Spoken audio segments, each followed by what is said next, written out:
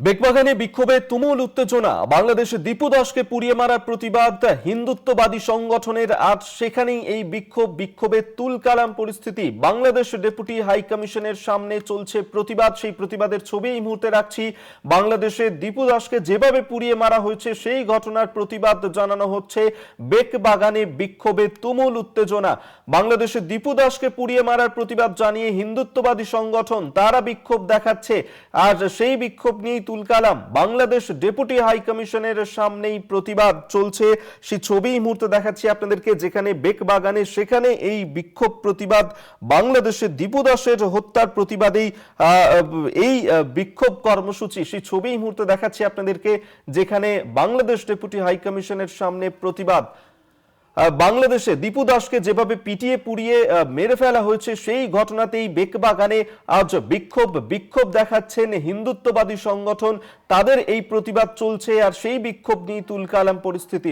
দুর্গাদাস বন্দ্যোপাধ্যায় এই মুহূর্তে আমাদের সঙ্গে টেলিফোনে রয়েছেন। প্রতিনিধি দুর্গা, হিন্দুত্ববাদী সংগঠন তারা বেকবাগানে বিক্ষোভ কর্মসূচি করছেন দীপু দাসকে পুড়িয়ে মারার ঘটনায়। কি পরিস্থিতি এই মুহূর্তে, কি ছবি ধরা পড়ছে? দেখো, একটা ব্যাপার হচ্ছে যে বাংলাদেশের দীপু দাসের হত্যার প্রতিবাদে আজ বঙ্গীয় হিন্দু জাগরণ মঞ্চের পক্ষ থেকে এক প্রতিবাদ মিছিল ও ডেপুটেশন কর্মসূচি গ্রহণ করা হয়। এবং শুধু সেটা কলকাতায় হচ্ছে তা নয়, আমরা যেটা আমাদের চোখে যেটা পড়ছে যে দিল্লিতেও কিন্তু একই যোগ্যে এই একই ধরনের মানে প্রোগ্রাম নেওয়া হয়েছে। এবং এখানে যেমন ডেপুটি হাই কনসালের সামনে বেকবাগানে সেখানে যে কর্মসূচি, সে শিয়ালদা থেকে বিগ বাজারের সামনে থেকে একটা বড় মিছিল বার করা হয়।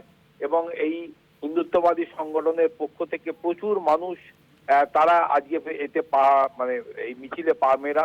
এবং হাজার হাজার মানুষ প্রকাশ্য রাস্তায়, যে কিছুদিন আগে আমরা বাংলাদেশে এই দীপু দাসকে যে হত্যাকাণ্ড, অর্থাৎ তাকে জ্যান্ত পুড়িয়ে মারা এবং প্রকাশ্য রাস্তায় দাঁড়িয়ে তাকে যেভাবে নৃশংসভাবে পুড়িয়ে মারা হয়েছে তার প্রতিবাদে কিন্তু মানে এই শুধু বাংলাদেশের সংখ্যালঘু মানুষ নয়, ভারতবর্ষে যারা হিন্দু মানুষ রয়েছেন তাদেরও মননে যথেষ্ট আঘাত এসেছে।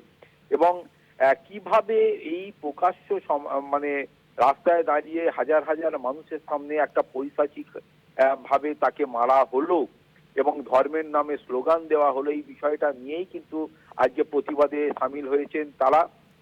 সব থেকে বড় কথা, আমরা ডিজিটাল যুগ বা আধুনিক যুগের মানুষ হয়ে যেখানে একজন মানুষ, একজন যে কোনো ধর্মের মানুষ আরেকজন মানুষের সঙ্গে কাঁধে কাঁধ মিলিয়ে আমরা চলি, এই বিশ্বাসে আমরা বিশ্বাসী।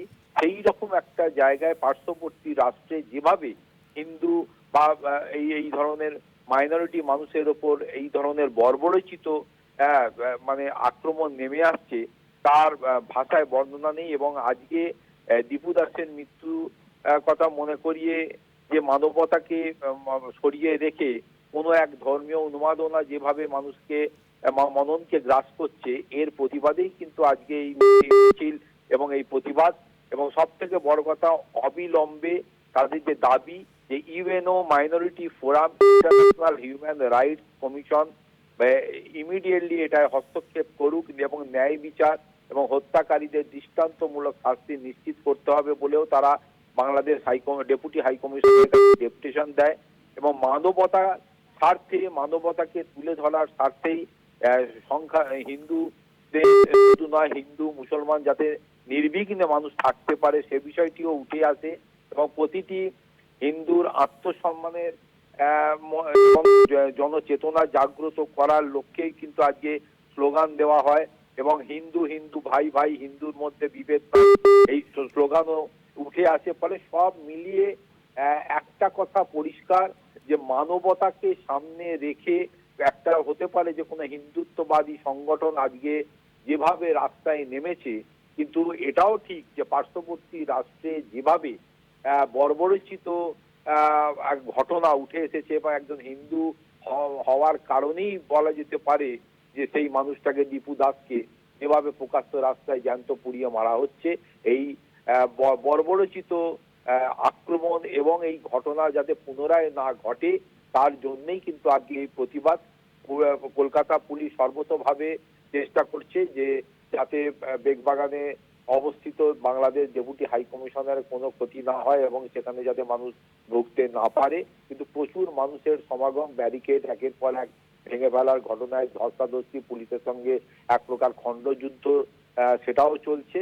ফলে সব মিলিয়ে কিন্তু হিন্দু সমাজ যে এই বিষয়টার বা দীপু দাসের বর্বরচিত হত্যার প্রতিবাদে রাস্তায় নেমেছে এবং শুধু কলকাতায় নয়, দিল্লিতেও একই চিত্র ধরা পড়েছে।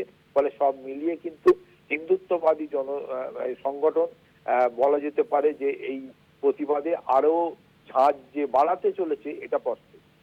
ধন্যবাদ দুর্গা তোমাকে। দুর্গাদাস বন্দ্যোপাধ্যায় আমাদের সঙ্গে টেলিফোনে ছিলেন প্রতিনিধি।